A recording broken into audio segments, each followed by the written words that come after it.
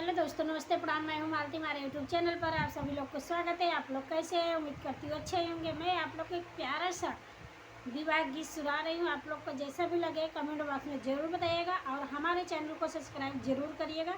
ज़्यादा से ज़्यादा लाइक करिए, शेयर करिए, सपोर्ट करिए।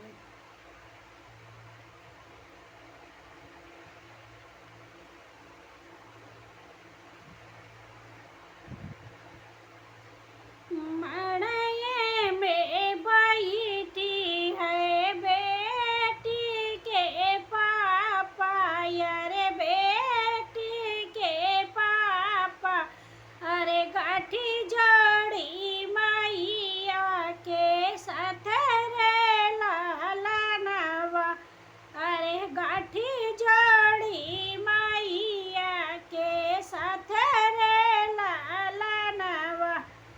मड़ाये में बैठे है बेटी के पापा, अरे बेटी के पापा, अरे गाठी जोड़ी मैया के साथ रे लालनवा, अरे गाठी जोड़ी मैया के साथ रे लालनवा।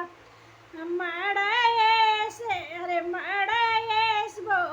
बोलावाई बाबा हो कवन राम, बाबा हो कवन राम, अरे सुन बेटी अरे जह हमारे रे लालनवा, अरे सुन बेटी अरे जह हमारे रे लालनवा।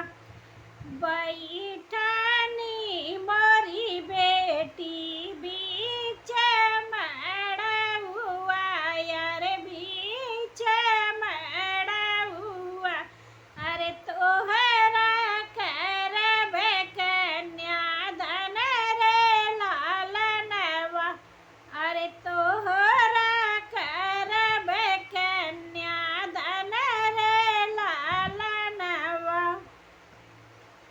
धीरे धीरे हाथवा निकाल मोरी बेटी, निकाल मोरी बेटी, अरे तोहरा करबे कन्यादान रे लालनवा, अरे तोहरा करबे कन्यादान रे लालनवा। हथवा निकाली बेटी बाबा आगे कैली, अरे बाबा आगे कैली, अरे बाबा करथे कन्यादान रे लालनवा, अरे बाबा करथे कन्यादान रे लालनवा। जल्दी